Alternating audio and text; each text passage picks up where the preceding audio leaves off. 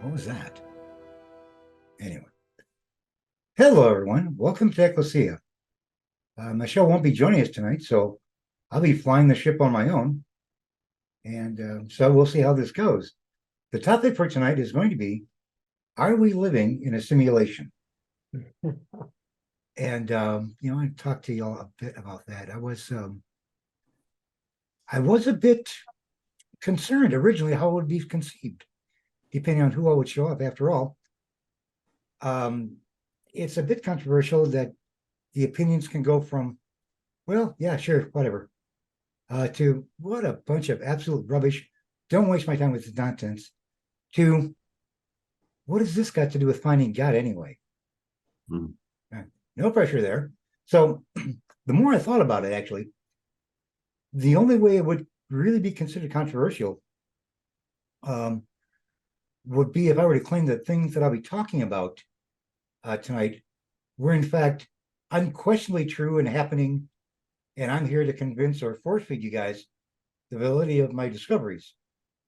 Not that unakin to me saying that um, chocolate nuts coffee is the best coffee in the world for no other reason than it's heavenly. It's heavenly coffee. I'm not going to do that for another reason than I don't drink coffee, so I don't know.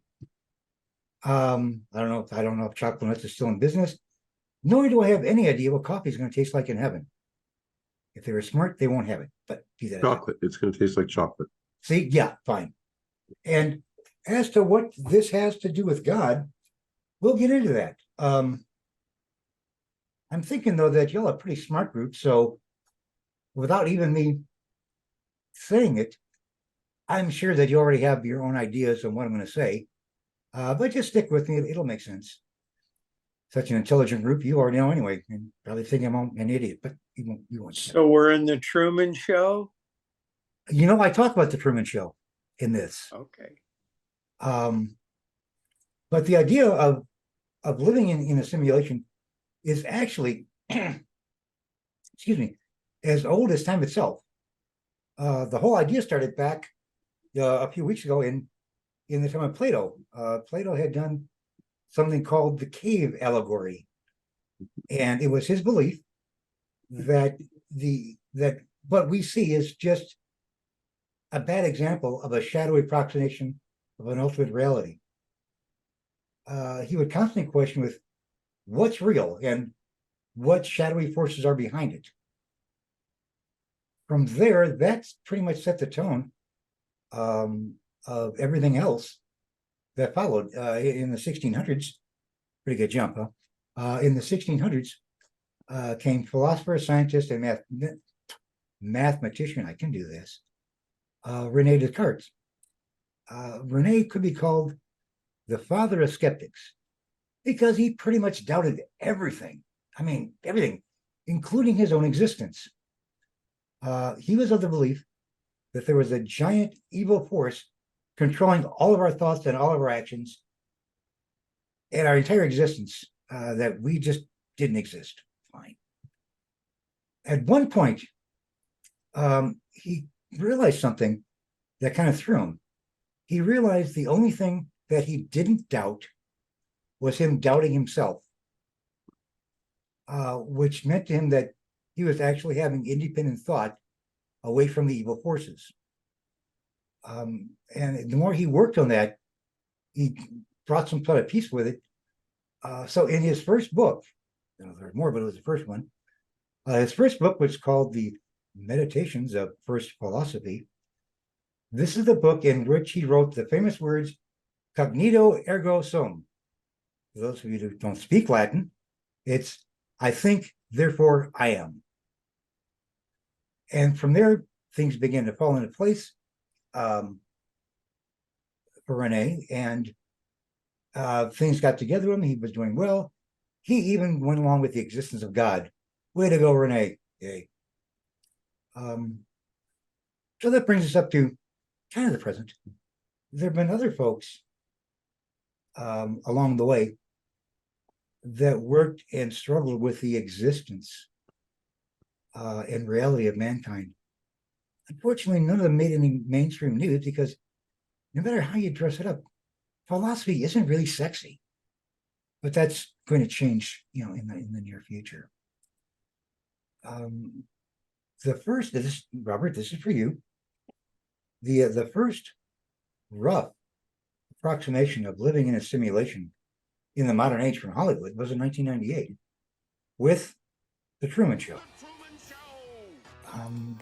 Good morning. It's Oh, and in case I don't we see have you, good Jim afternoon, Carrey good as evening, good night. Truman, and Truman lives in a very scripted, very controlled world in which he's completely unaware of anything of his world until things start to literally fall apart. There's even a godlike figure controlling everything in Truman's world until he leaves it. In the end, when you look at the Truman Show, what he discovers, how he was controlled, and his reactions to it, it's actually a very cleverly disguised tragedy.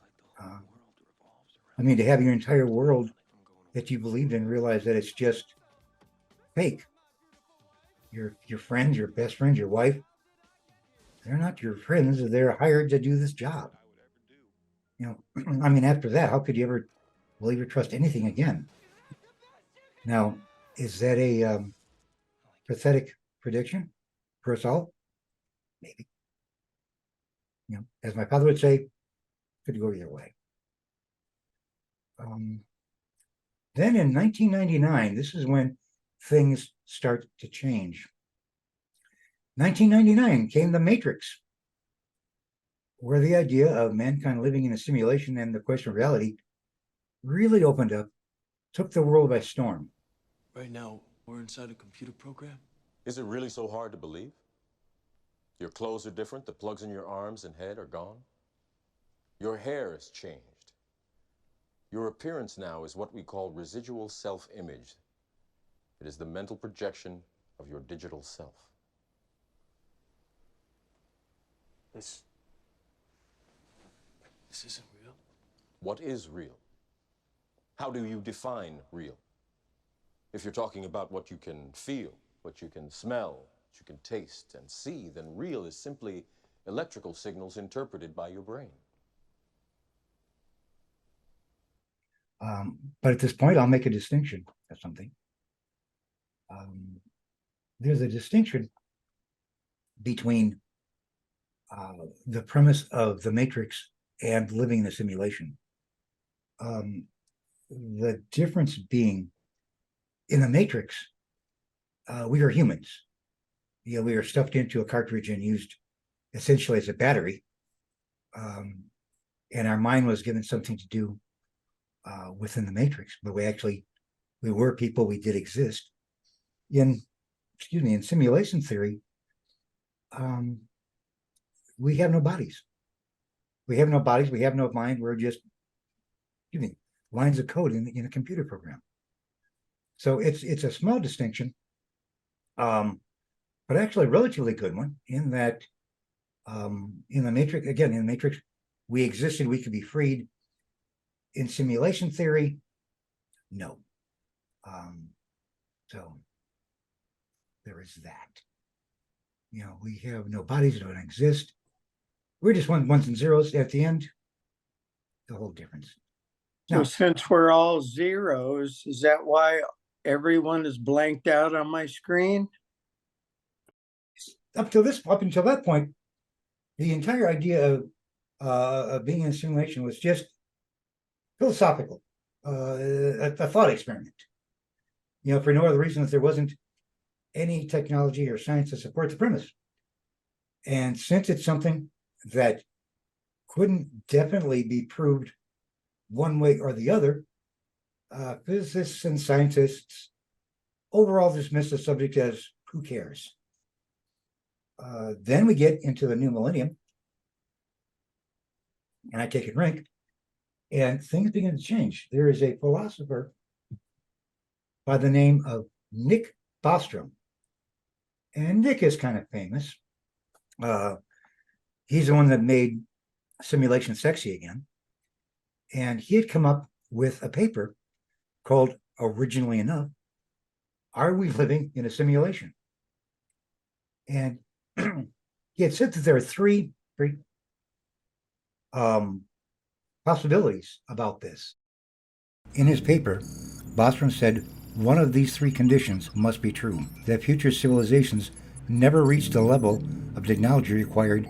The second, that future civilizations do reach the technological level, but they choose not to. And finally, the third rule is that future civilizations have advanced to the point that they can make simulations, and we are living in one right now. And there is a lot of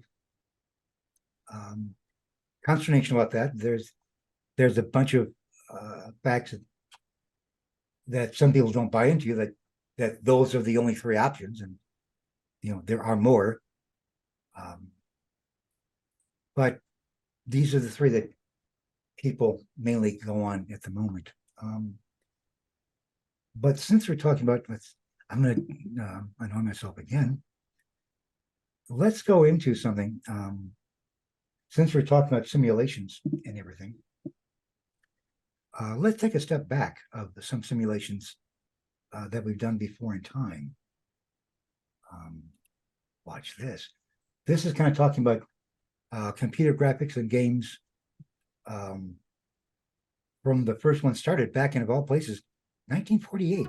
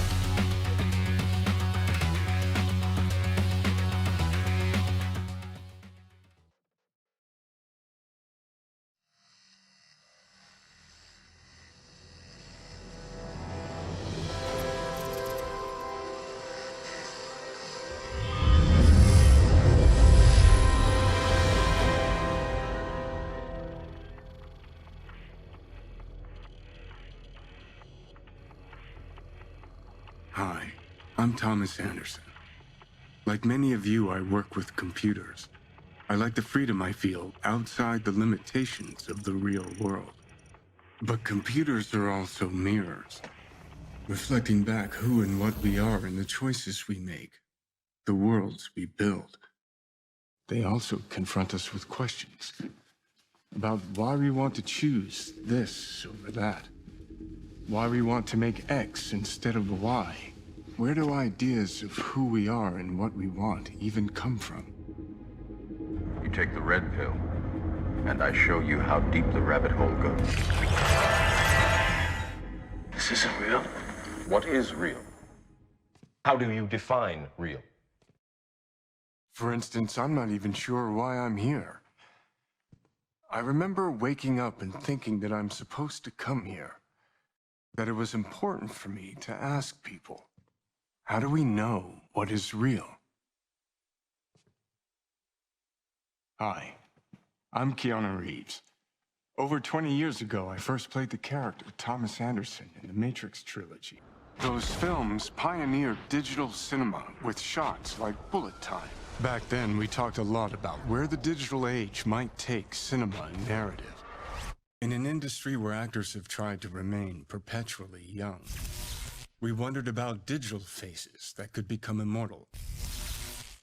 Hi, I'm Carrie Ann Moss, and I played Trinity in the Matrix films. 20 years ago, we asked ourselves how long it would be before faces and bodies could be changed as easily as we change clothes. We wondered, what would identity mean in a completely digital world? And what would reality mean when a world we can build feels as real as our own?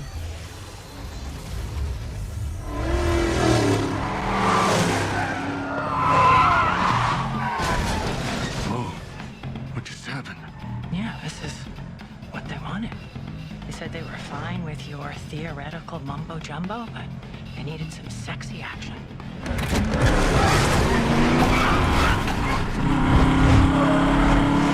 Who said? The marketing people. Marketing? I thought we were supposed to have total creative control. Welcome to the Matrix.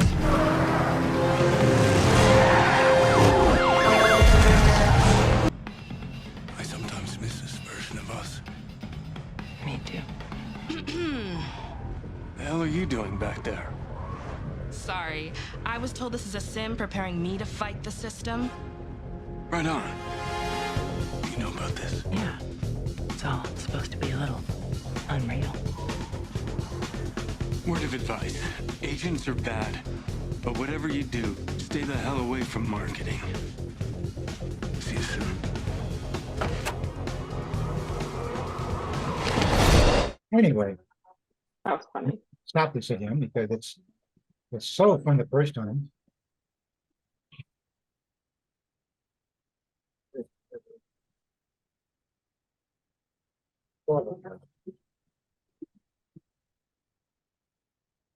You know, y'all should just watch this once I'm done with it because I'll be editing the living daylights out of this one.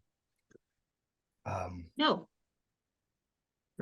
It's really anyway. Okay. Leave the Matrix alone. Yeah.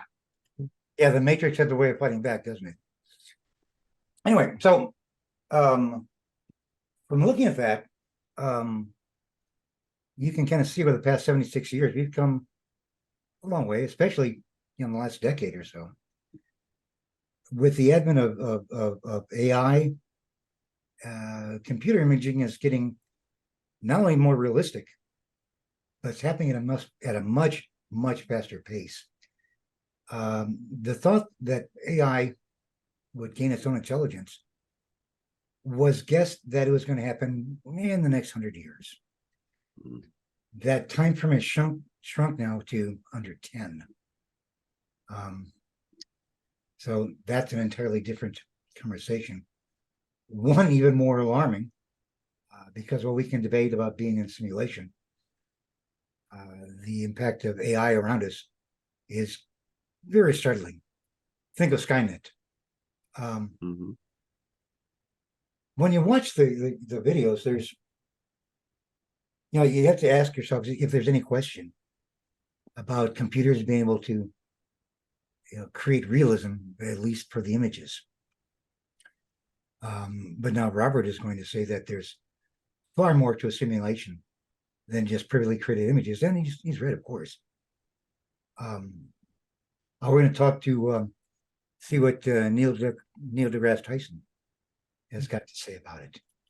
I love him. Living in Because he just knows everything. Are we living in simulation?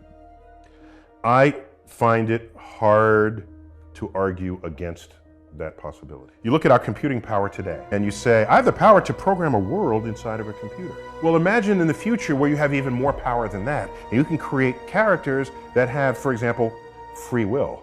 or their own perception of free will. So this is a world, and I program in the laws that govern that world. That world will have its own laws of physics and chemistry and biology.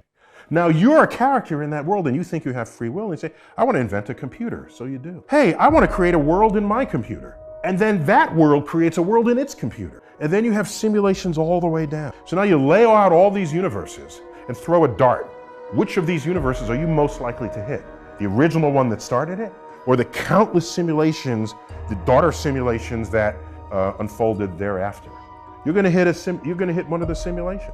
But it seems that when you listen to Neil, he is pretty much in on the whole thing. You know, he's definitely on the well, yeah, maybe side of the question. Can we do this now? Of course not. We don't have the knowledge, computing power, or time to do a simulation of that scale in our current universe. And it's impossible to build something that would have that much power to accomplish this kind of task. Even factoring in, there was a law that was called Moore's Law. Now, this law stated that, every 2 years, computing power will double, which is pretty cool. But given that law and where we are, it's going to take forever to get to that point.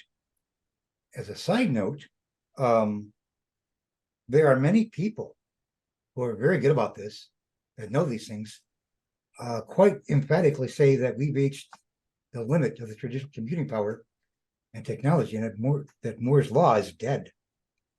So much for that. So now we look at the idea that once quantum computing is realized, we may be closer to creating a new reality. That said, even if we did have the equipment technology, the actual physical power, this is interesting, the actual physical power that you need to create this is somewhat akin to taking all of the energy of the universe itself. That's just a couple small barriers to come up with, but as with most things, I have faith. Now, you might think at this point, well, that that whole power thing puts another nail in the coffin of living in a simulation. Well, no, because if we are living in a simulation, that means someone else somewhere cracked the code, no pun intended, and they figured out how to do it. Just because it hasn't been done yet in our universe or our understanding doesn't mean it hasn't already happened. It's just beyond our understanding and capabilities at the moment. Now, something else I want to get into here. We've talked about the hardware and the physical making of it all. Something I haven't talked about yet, that's about the software that's running our lives, running the simulation, would be the amount of coding needed to accomplish something at this level. I mean, it's far beyond anything we could ever imagine. It's trillions and trillions and trillions of lines of code. And now we get to the interesting part. What about the programmer? What about the person or the entity tasked with producing all of this code? Can you imagine something like that? Well, you can, actually. Does anyone remember the Sims video game? Thank you, Sarah. Yeah. What The Sims is or was, it came out in the 2000s. And what it was on your computer, you built your own city. You built your own city, you brought in your own people. They did everything, and they acted the way people did. They would go to work on time, go to bed on time, go to the store, do anything else. You were watching over them, controlling their movements, what they did, the house they lived, everything. And that was successful to the point that there are over 200 million copies of that game sold. So think about that for a second in light of what Dr. Tyson said about all the different simulations running at the same time. That kind of bears that out. So now we have a game where something determines and controls everything in the environment, the buildings, the people, the events, all of it. From the perspective of the people being in the game, they're completely oblivious and unaware of the outside control. They don't know we're doing this. They go through their lives totally unaware that they're being controlled. One could say, and this is where it's going to get fun, one could say that the person playing the game and orchestrating everyone's actions is the god of their simulants. Yeah, sure. They're making all the discussions. Now,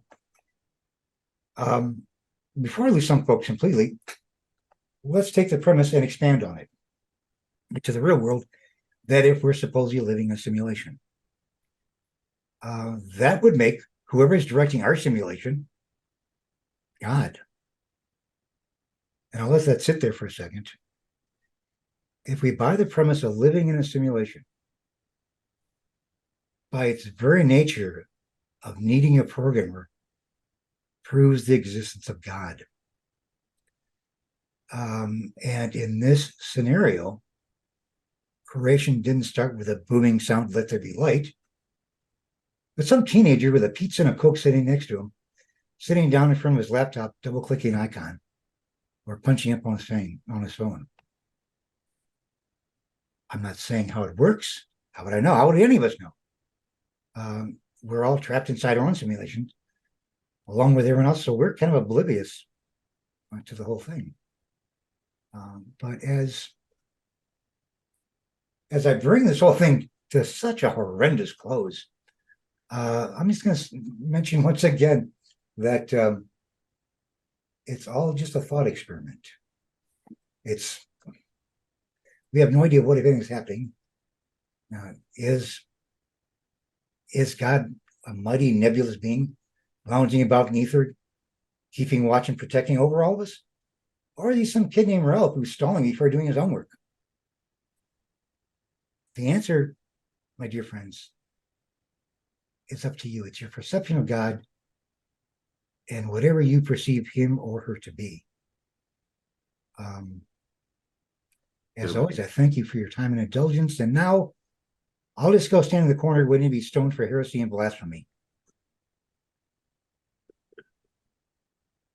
And that's our show. Two things come to my mind, Rick. Sir. This was actually Hindu Spirituality 101. Okay. What you have actually discoursed so far is, in the Western conceptual sense, yes, more scientific. Yes. And compared to the Eastern philosophy. Now, Eastern spirituality captures most of this, actually all of this. Okay, the nature of reality in Hinduism. It's a real question. It's a real challenge, you know.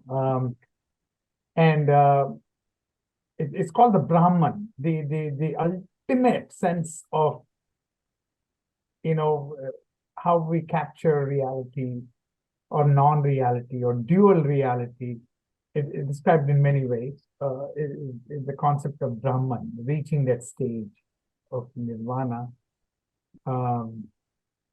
where all these things sort of begin to emerge in its struggle for meaning of life and meaning of our existence, and how our spiritual and spirit can be engaged in this quest for reality or non-reality or dual reality. You know, that's exactly what Matrix is about, or what you talked about. You know, what deGrasse is talking about, typing. That's one of my initial thoughts. Sorry, guys. And the second thing is, I'm looking at the Kalahari Desert, where a simple resident of Kalahari who was born there, bred there. I don't know how many of you watched a movie called Gods Must Be Crazy. Oh yeah. That had this character of a person who lives in Kalahari. And so I'm imagining him in my mind about our discussion. What does it mean to him, this nature or the struggle for understanding reality or questioning reality? To him, a day-to-day struggle to live and provide for his family is his reality. I mean, he cannot engage in an intellectual luxury of questioning the meaning of life. Even Buddha, came from a privileged background in order to engage in these questions of reality and, spirituality. If he was a commoner, he would not have this time to engage in this intellectual, whatever. My PhD guru had this very rude expression when we engage in meaningless, but at the same time very deep Western philosophical discussion. He called it intellectual masturbation. Okay, I mean, this is like a very crude way of describing, but what does that really mean to this Kalahari desert? A peasant. I mean, the guy's reality is bringing some food to his children and his wife, and and day-to-day existence, looking at the stars and the moon and marveling in the existence of supernatural. I mean, that was their life. And I think sometimes we wonder, is it our discussion or our conversation among educated, privileged, where we can afford the time to discuss and deeply examine our nature of existence. I mean, to me, Rick's thoughts constantly engage in my mind too. Is this reality? Is it, what are we doing? I mean, are we, so those things are more, then I question myself, well, are we really isn't this a luxury that I am even thinking about these things? What if I was making it, struggling to, live day to day? Those sort of things come to my mind. But these are all very rich and engaging spiritual discussions that exist in every culture, every religion. And it's amazing, Rick, you went without quoting any religious text or, during this 1 hour of discussion, because it's possible. You don't have to evoke religion, right? That was my theory. Yeah, and I brought it up. I brought up Hinduism because I was seeing a lot of similarities. Otherwise, we could have gone without even one single reference to any religion in the world and still have this richness of discussing a simulated existence.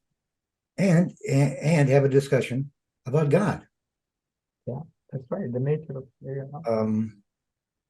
the idea that, if nothing else, this kind of brings up the idea that God, excuse me, God isn't owned or the prime part of religion. That God can stand on its own in any situation. Now, Sarah, I have a question for you. And this is, I'm going to make you speak for every atheist on the planet. So don't feel any pressure. There's a couple of friends of mine here that are atheists, and quite devout atheists. They actually enjoy, not believing in God.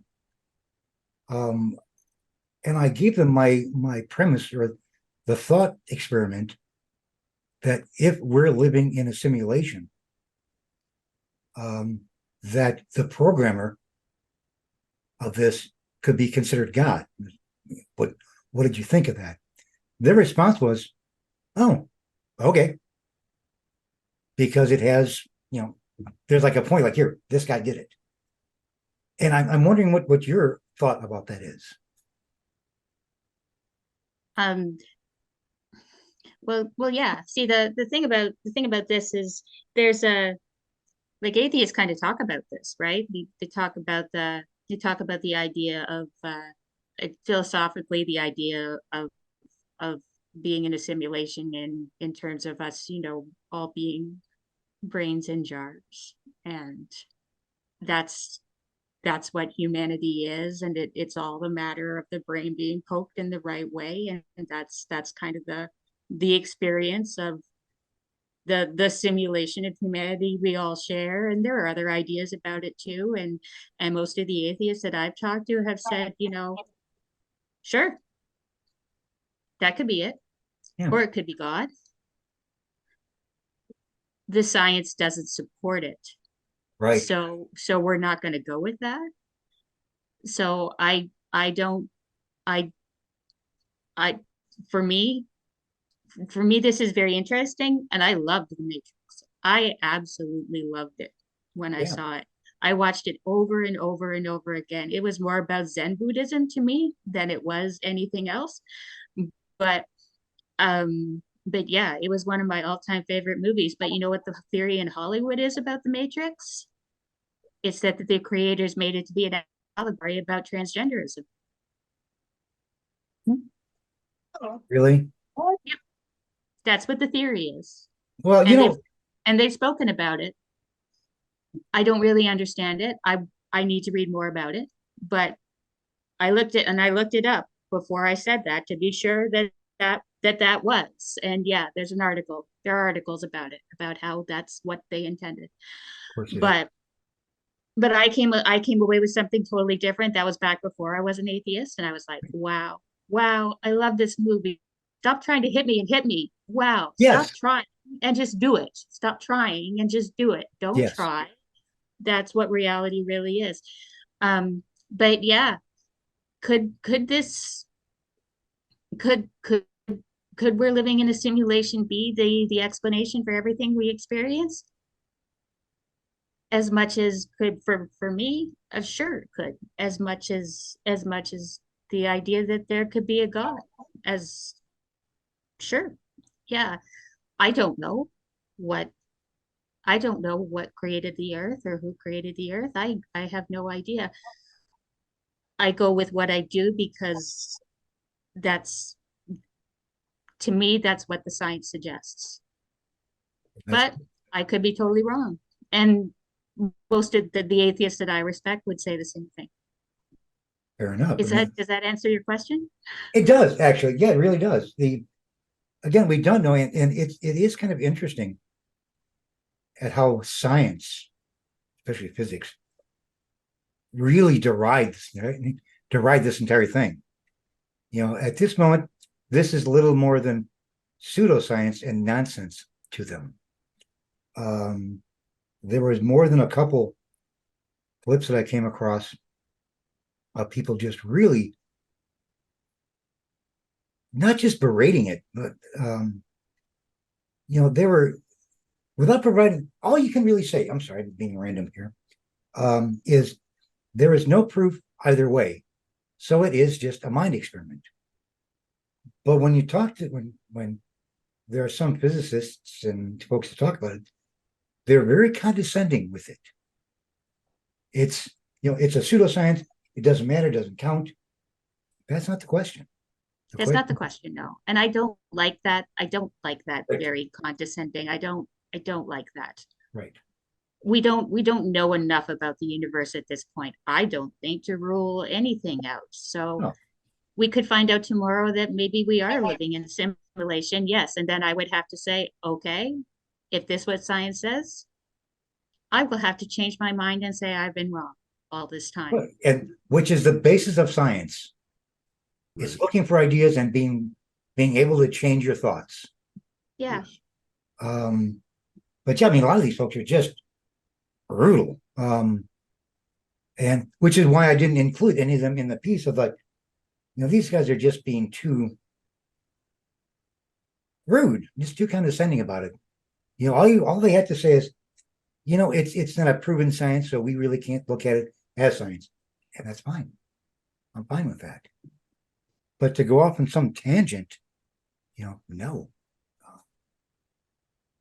I haven't talked to any religious folks until just now. Jeff, what do you think about the idea of God being a master programmer? Yeah, so I have two thoughts. One is about Planck length and Planck time. Okay, yep. So the idea is that there's a length that you can't get any smaller than. Right. If you have something that's a length long and you try to cut it in half, it disappears. Right, and same thing with time. So the universe appears to be pixelated. Mm-hmm. Right, space has a certain size, and time has a certain size. Right, so that seems to lean towards a simulation. Right. And then the other thing is the irrational numbers like pi and e and phi that are non-repeating irrational numbers. So the idea is that the sequence of the numbers would contain every possible sequence of numbers. So you could technically get all of Shakespeare's plays out of the irrational side of pi. Right? If you made a code where every, A is 1 and B is 2 and C is 3, all the way up to 26, you could possibly get Shakespeare written in pi, right? Plus the Bible, plus the Upanishads, plus the Quran, plus everything that was ever written would still be in that number. So there are definitely some boundary conditions that make me wonder about whether or not we are in a simulation. Well, even the idea also that the Fibonacci sequence. Right? Yes. There are people that the simulation types that refer to the Fibonacci sequence as a glitch. Huh. Because you find it so many places. In nature and yeah. Where you wouldn't expect it, there it is. And it's applied everything from the construction of the pyramids to a sunflower to the universe.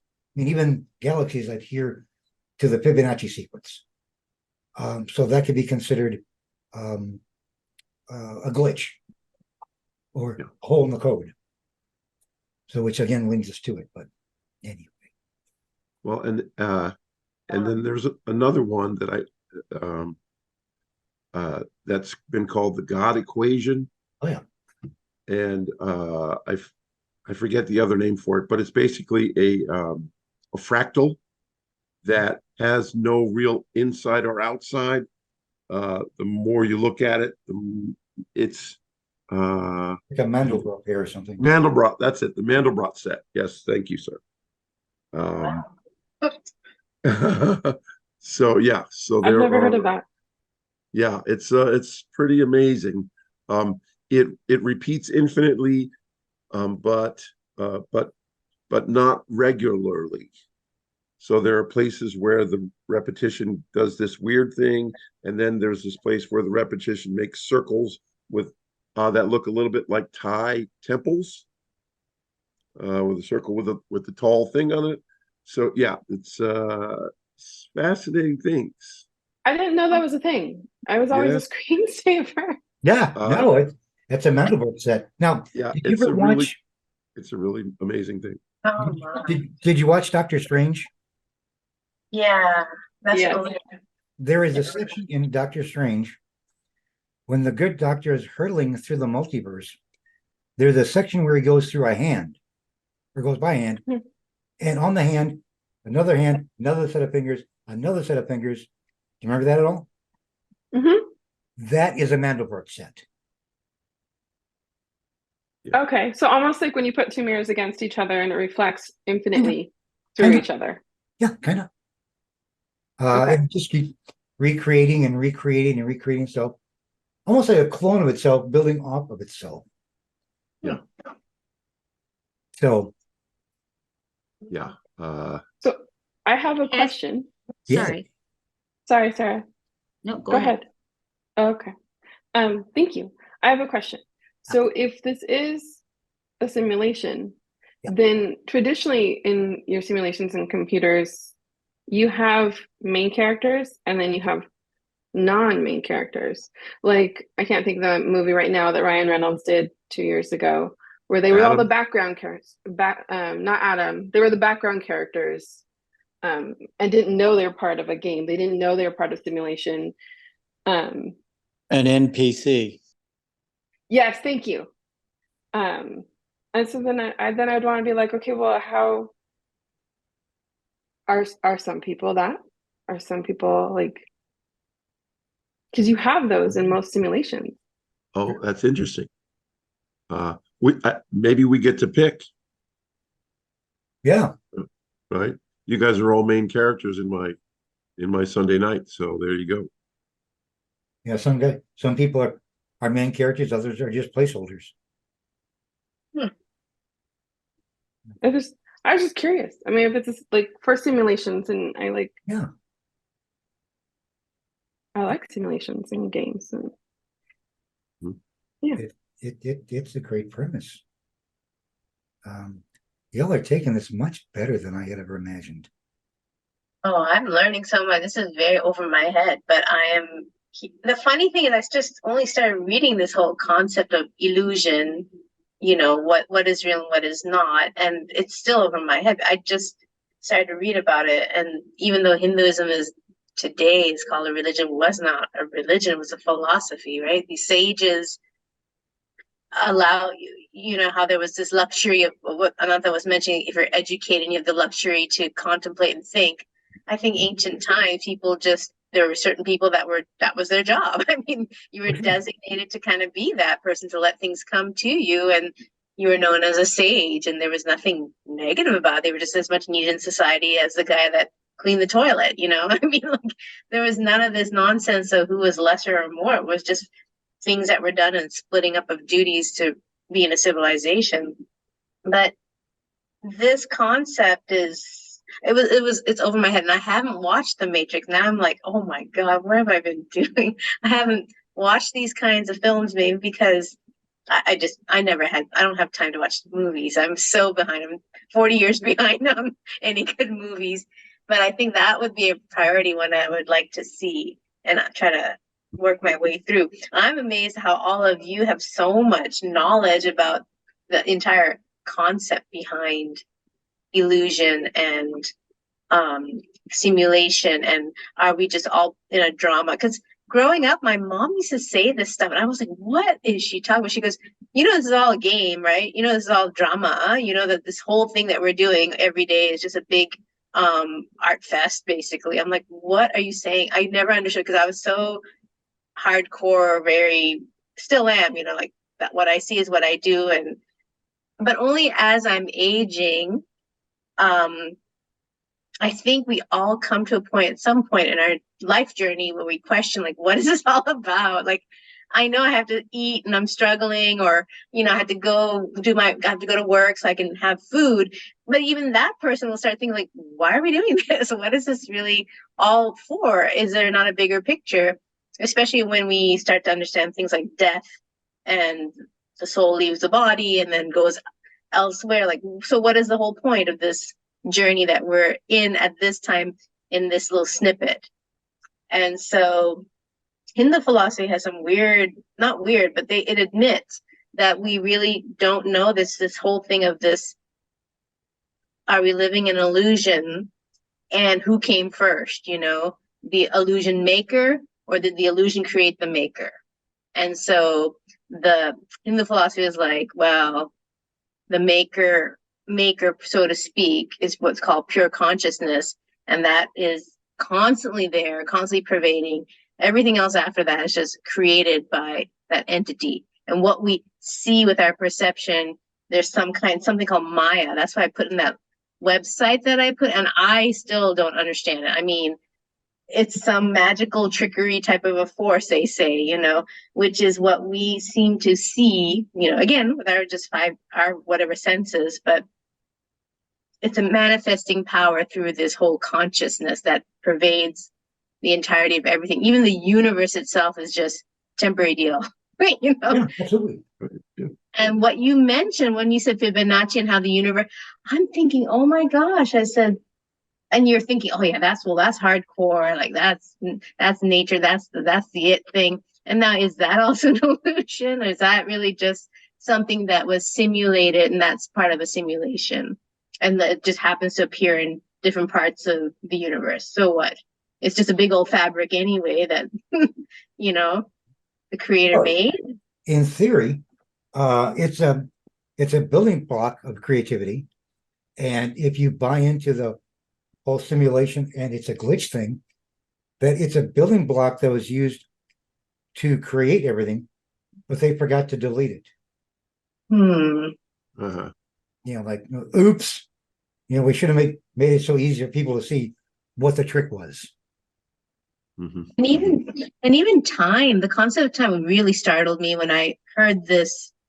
Was she an astrophysicist or something? Anyway, she said, time is also one of these things that's an illusion type of a thing. We just utilize it as a kind of like a place for us to kind of know how to quantify things. And I'm like, what?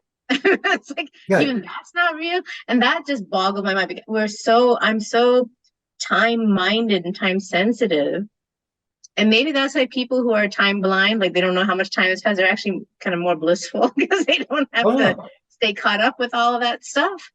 I don't know. No, when you have the time blindness, it's more confusing. It's more and more confusing, because then you sit there and you're like, I have an hour, and then you're like, oh my God, I've already passed my hour and I'm an hour and a half in. But do you see how it is that helpful? I mean, all of a sudden, what is the point of all of this? It's causing stress. What are we trying to do in that time? But what is time? Time is a concept.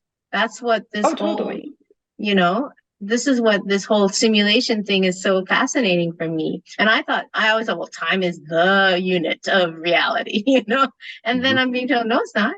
And so you mentioned things like, you were describing like parallel universes and all of these types of things. That other astrology person said, all this has been done before. Right. Yeah. It's exactly what you're experiencing now has already happened, maybe in the other time, that the other big bang that happened. Multiverse, that is something that Hindus do for whatever reason. The sages, Carl Sagan even said, they said that I don't know why, they said that Hinduism was the only religion in which time scales correspond, they use time scale to modern scientific cosmology. Its cycles run from our ordinary day and night to a day and night of Brahma, which is the creator, which is 8.64 billion years long. Like, how do they get this information? They were just meditating and it was given to them, this information, longer than the age of the earth or the sun, and about half the time since the Big Bang. And that's Carl Sagan in his literature from what he calls the cosmos. Carl Sagan in Cosmos. Yes, very famous book.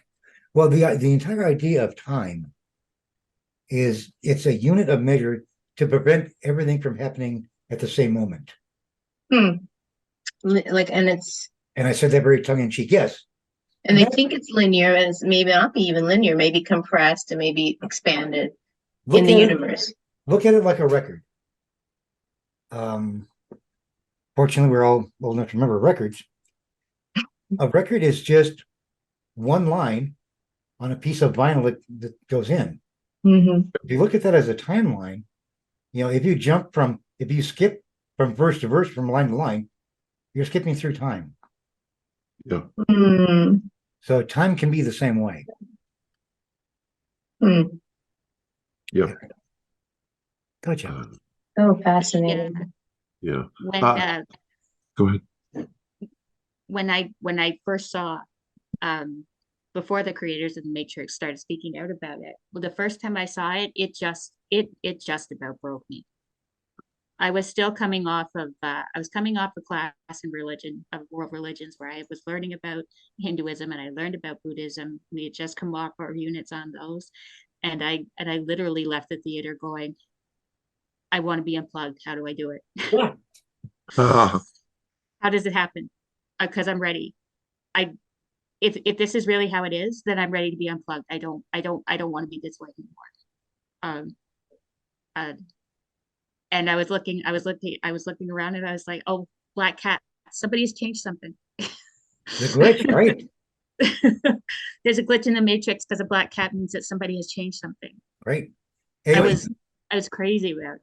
Even in the simulation theory, they still look at deja vu as a glitch in the Matrix. Yeah. I call it, I experience vuja day. Nice. I'll be sitting and going through an experience and I'll realize that I experienced that experience before, but I'm in the reality of it now, not like I'm remembering the reality, like time is moving backwards for me. Yes. In that moment. Yeah, like a I've never had. Go ahead. I was just saying, I've never had that kind of experience other than for me.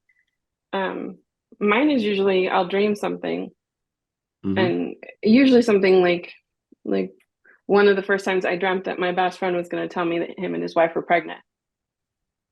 And then I woke up from that dream, and about 2 weeks later, my best friend took me to a place that I had never been to, but I dreamt, and he told me that him and his wife were pregnant. Get to work on the damn lottery numbers. So I've never had vuja day, which sounds really interesting to me. Yeah, but it's like that. It's very much like that, right? It's like a dream, and then it actually happens in reality. But you're saying that you are experiencing the experience that you already saw it. Well, yeah, like as it's happening, I'm like, oh, I've already seen this. Yeah, that I've experienced. Yeah. And, so you're calling it deja, but isn't that deja vu? Like I already saw it before. Well, see, to me, seeing it before you experience it is different. I guess I thought deja vu was that's already seen in French. Already seen. Yeah. Already seen. Yeah. Oh, okay, maybe it is. Okay, all right. I'm willing to change it. Oh, that's okay. But the message I get is that that I'm outside of time. That part of me is outside of time. Well, and that goes to the idea that, to Rachel's point, when you're in the process of falling asleep, there is supposedly a moment in time. It's a thin veil between reality and and there are times that you can slip beyond that. Yeah, you can slip in both sides of that. So true. Well, and there's a technique that they say that it's happened, it's worked, where if you've lost something and you put your heads together with somebody else that you have to kind of be in a vibration, but then you have to be in a state of openness, I guess. You can't be like trying to like fix something. You just kind of stay open, but they say two heads are better than one. Literally, you put your head together with maybe the other person that's trying to problem solve, or maybe with somebody, and then they say that if you just let things just be open, just clear breathing, you're breathing, and then something will come up, and then it tells you where this lost thing is. I used to do that a lot. It has worked. It has worked at least more than, I think around at least this many times in our household, which again emphasizes that if we just shut the hell up and really just be open, the answers are already out there, because illusion or non-illusion, it's happening within our realm, And so time-wise or answers or energy is just waiting to influence us. The deja vu part is super interesting. Like, how is it that, and then you have to be like, well, why not? You know, why not? It's just, again, it's just the fabric of where things are. We just think that time is a real concept that's so linear, and I don't think it is. Maybe there's some loop backs, maybe there's some playback, maybe that's that parallel universe that happened the last time, you know, all this happened, and it's just giving the signaling. Oh, go ahead. It's the whole multiverse thing. Like you could have, you know, broken through the barrier of the multiverse to some other point where you or another you have done that. Yeah. And to help make you think, two things I think about is that one thing, all the answers are out there. We just have to get the hell out of our own way. Correct. To happen. Yeah, yeah. That's very true. That's a teaching I think that's become very universal. Mm-hmm. That's very universal. I think because of the development of the current eon that we're in, where humans are kind of figuring this out. I think animals already know it. That's how they survive so well. I think they're beyond sensory, right? They're much more than just five senses. They're who knows how many real senses that they have constantly being used. Absolutely phenomenal. Why we think we humans are on the top of the food chain, I'm not quite sure. I think it's just created by our own perception. And once again, it's like, what are you? I mean, it's phenomenal. Oh, sure. And to do a takeoff on Descartes' phrase, I think, therefore I am. My theory is, I drink, therefore I am. But to Anantha's point earlier, whether it is a stimulation or whether it's not, yeah, I still have to get up and pay my bills every day and go to work every day. And I mean, it's all really fun to speculate about. It's great to speculate about, and I really like talking about it, obviously, but it doesn't change my day-to-day life all that much.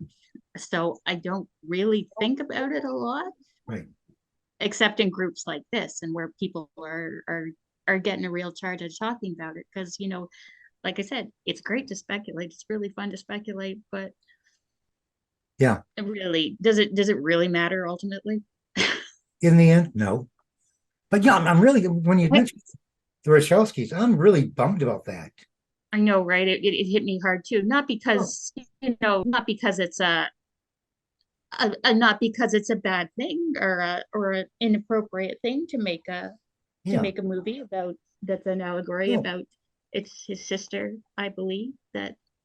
Well, I think it's horrible that I haven't read the article. I'm sorry, or I read it a long time ago. I believe that his one of them is now a trans woman. I believe both of them. Both of them. Both of them. Both of them. Yeah. Okay. And that came out around the time of the last Matrix movie, because they had both transferred. That's not the right word, but transitioned. Transitioned. Yeah. So there were folks in Hollywood, because they know everything, that decided that the movie, the newest movie, and then backwards, was all about that. No, it wasn't. It never was. And like I said, it's they have spoken about it. It was a theory at first, and then they have spoken about it. Apparently, there are other articles about it. Yeah. I didn't have a clue that that's what. Nobody I knew had a clue that that's what it was about when the first movie came out. We all came away with our own ideas about it. Like I said, I thought it was about Buddhism. And I still see that in it everywhere I look in it. Yeah. You know, I watched it and I thought it was just about 2.5 hours. So 2.5 hours, yeah. I mean, it changed. Well, it did change a lot of people's thoughts, and it brought the whole simulation idea to the mainstream. Yeah. Yes. Who was the right? I mean, I've not done any research. I don't know any. I love Keanu Reeves, but who is the director or the concept maker behind the Matrix? What did he or she research? I mean, it's so fascinating. They must have gone through philosophies. I mean, to make it into a film at that time, then how many more were made after that? 4 more. Yeah. 4 more? Yeah. And I stopped watching after the second one. I didn't really like the second one. I've only really After the first one, they're technically, for like whiz bang special effects, they're great.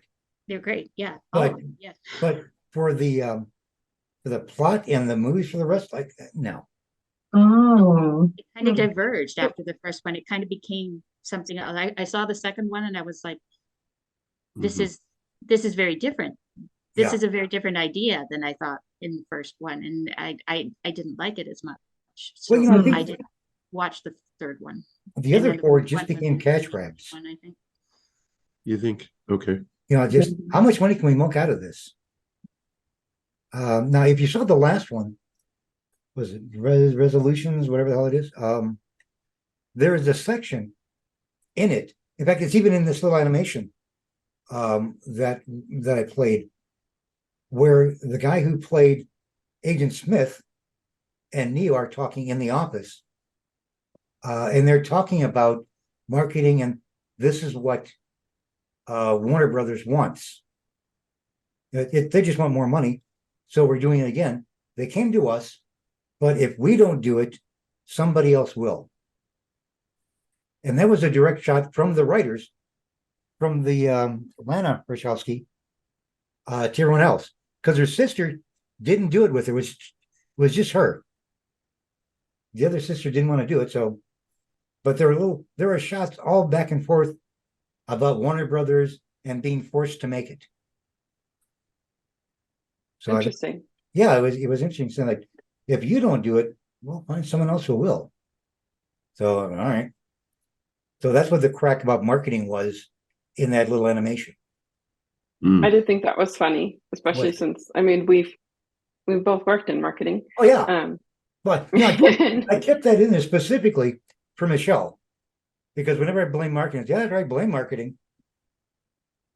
I blame marketing. I do. All right, friend. Everyone, thank you. Excellent. Awesome. Thank you all so much for this. This is like it better than I could have hoped.